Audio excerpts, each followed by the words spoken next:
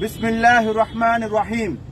யா இபாதியல்லதீன ஆமனூ இன்ன அர்தி ஃபஸ்யது ஃபய்யா ஃபஅபுதூன். அல்லாஹ் தஆலா தன்னுடைய திருமறை குர்ஆனில் சொல்லி காட்டுகிறான், நம்பிக்கை கொண்ட விசுவாசிகளே, எனது இந்த உலகம் விசாலமானது, எனவே நீங்கள் என்னை மட்டும் வணங்குங்கள் என்று சொல்லிவிட்டு சொல்கிறான். குல்லு நஃப்ஸின் ஜாயிகத்துல் மௌத், ஒவ்வொரு ஆத்மாவும் மரணத்தை சுவைத்தே தீரும். குல்லாயிகத்துல் மௌத் சும்ம இலைனா துர்ஜாஊன், ஒவ்வொரு ஆத்மாவும் மரணத்தை சுவைத்தே தீரும், பின்னால் நீங்கள் நம்மிடம் தான் மீட்டு வரப்படுவீர்கள் என்று அல்லாஹ் சொல்லி காட்டுகிறான். எப்படி மீட்டு வரப்படுவீர்கள்? மனிதன் படுத்த படுக்கையாக இருக்கும் பொழுது, மரண வேதனையில் இருக்கும் போது, அவனை சுத்தி அவனுடைய உற்றார் பந்தங்கள், அவன் சம்பாதித்த சொத்து பத்துகள், இவை அனைத்தும் அவனை கைவிடும் பொழுது, இந்த உலகத்திற்கும் அவனுக்கும் நடுவில் இருக்கக்கூடிய அந்த உறவு தொடர்பு கொஞ்சம் கொஞ்சமாக துண்டிக்கப்படும் பொழுது, மரணம் நம்மை வந்து அடைந்து விட்டது என்ற சிந்தனை அவனுக்கு வருமே, அந்த நேரத்தில் அந்த ரூஹ் மரணத்தை சுவைக்கும். அந்த மரணத்துடைய நிகழ்வு இனிமையானதாக இருந்தால் அந்த சுவை இனிமையானதாக இருக்கும். அந்த மரணத்துடைய நிகழ்வு கசப்பானதாக இருந்தால் அந்த சுவை கசப்பானதாக இருக்கும். ஆனால் அந்த ரூஹ் நெஞ்சுக்குழி அடையும் பொழுது மனிதனுக்கு பல சந்தேகங்கள். எப்படிப்பட்ட சந்தேகங்கள்?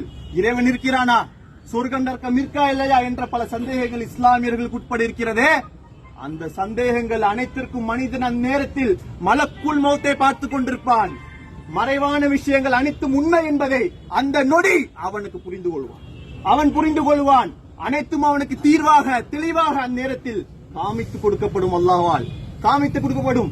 அது மட்டும் இல்லாமல் உயிர் தொண்டைக்குழி அடையும் பொழுது அல்லாஹ் தஆலா தன்னுடைய திருமறை குர்ஆனில் சொல்லி காட்டுகிறான். 75 அத்தியாயம் 26 வசனத்தில், உயிர் தொண்டைக்குழி அடையும் பொழுது உன்னை மந்தரிப்பவன் யார் என்று கேட்கப்படும். உன்னை மந்தரிப்பவன் யார்? அந்த காலகட்டத்தில் மந்திரவாதிகள் இருந்தார்கள். எப்படிப்பட்ட மந்திரவாதிகள்? உடம்பு சரியில்லைன்னு சொல்லிட்டா உடம்பு சரியாகிறதுக்காக மந்திரிச்சு பார்ப்பாங்க. இப்ப மந்திரவாதிகள் இல்ல. இப்ப இருக்கக்கூடிய மந்திரவாதிகள் யார்? மருத்துவர்கள். எவ்வளவோ நவீனமாகிவிட்டது என்று சொல்லுகிறார்களே. லங்ஸ் இயங்கவில்லையா, டியூப சுருவி நாங்க இயங்க வச்சிருவோம். இதயம் துடிக்கவில்லையா, நெஞ்சை கிழிச்சு துடிக்க வச்சிருவோம் என்று சொல்லக்கூடிய அதே மருத்துவர்களை வரச்சொல், அலை, இந்த ரூஹ் இந்த உடலை விட்டு பிரிந்து செல்கிறதே, அந்த ரூஹை மீண்டும் பிடித்து அந்த உடலில் செலுத்த சொல். முடியாது. அல்லாஹ் அடுத்த வசனத்தில் சொல்லி காட்டுகிறான், அதுவே பிரிவு என்று அவன் விலகிக் கொள்வான். கால்களுடன் கால் பின்னிக் கொள்ளும்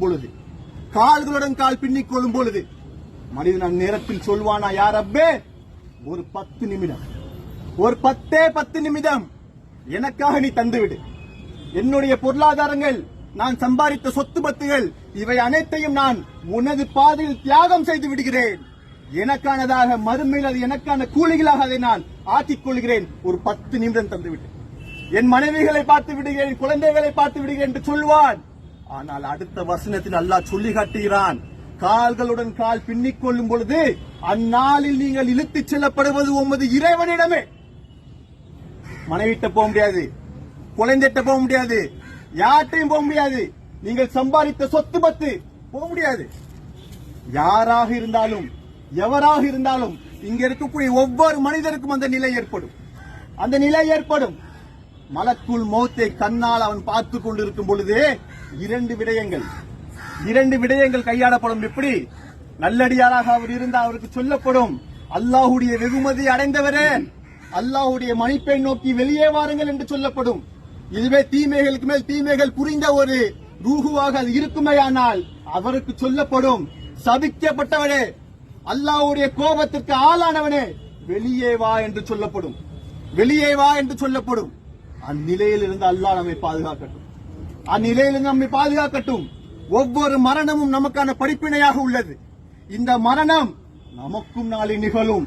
இன்று நாம் எப்படி சகோதரர் காதர் அவர்களை சுற்றி இப்படி நின்று கேட்டுக் கொண்டிருக்கின்றோம் இந்த உரையை, அதே போல் நம்முடைய மரணத்தில் பல நபர்கள் நம்மை சுற்றி நின்று கொண்டிருப்பார்கள். இதே போல் ஒருவர் கற்பித்துக் கொண்டிருப்பார், பேசிக் கொண்டிருப்பார். இதே போல் பல பேர் நம்மை சுற்றி கேட்டுக் கொண்டிருப்பார்கள் என்பதை நாம் உள்ளத்தில் ஆழமாக ஏந்திக் கொள்ள வேண்டும்.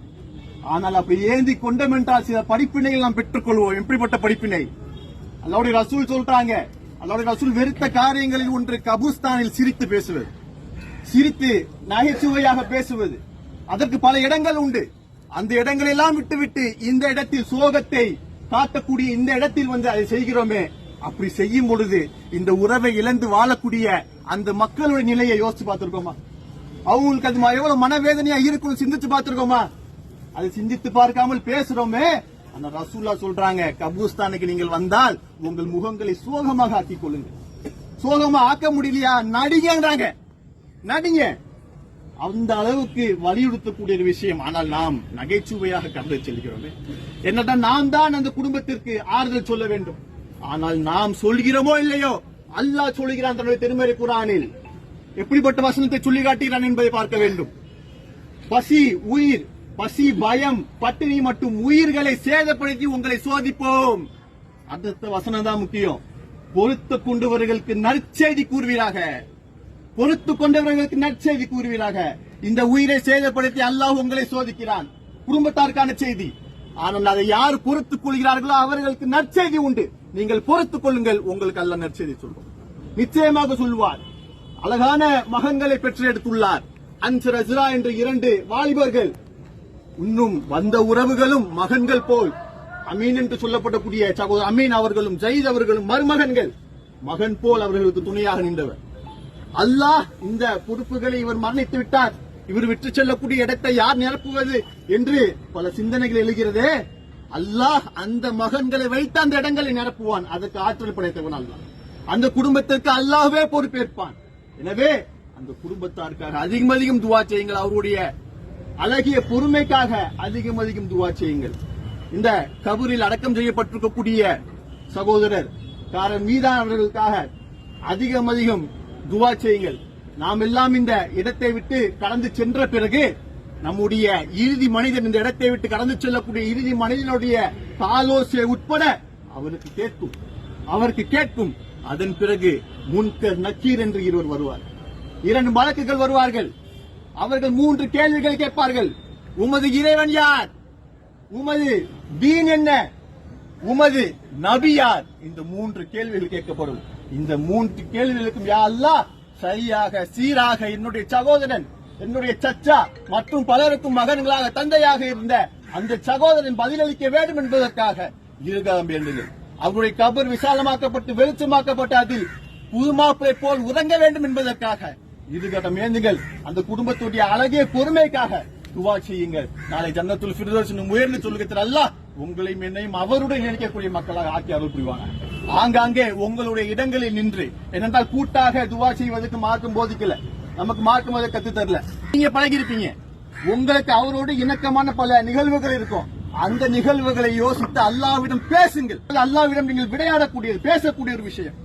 அதை நீங்கள் உருகி மனமுருகி அவருக்காக அந்த நினைவுகள் எல்லாம் யோசித்து துவா செய்யுங்கள். அதுதான் அல்லாஹ்விடத்தில் அங்கீகரிக்கப்படும். ஆங்காங்கே உங்களுடைய இடங்களில் நின்று அந்த சகோதரனுக்காக இருகரம் பேசுங்கள்.